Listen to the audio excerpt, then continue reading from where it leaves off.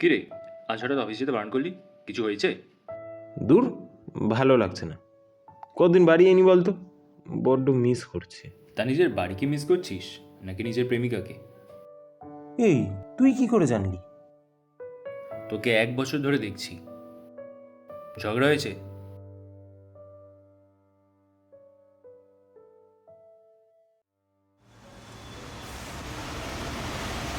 ভালো ছিলাম আমরা, জানিস।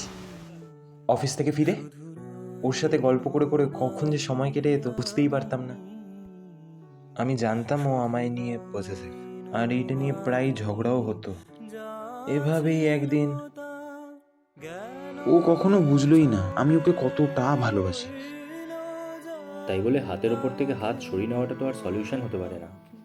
তাহলে তোর হাত ধরার লোক কোথায় গেল? রাখতে পারলি না কেন?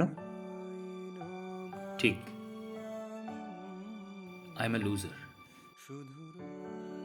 যাকে বাদ দে ওসব কথা।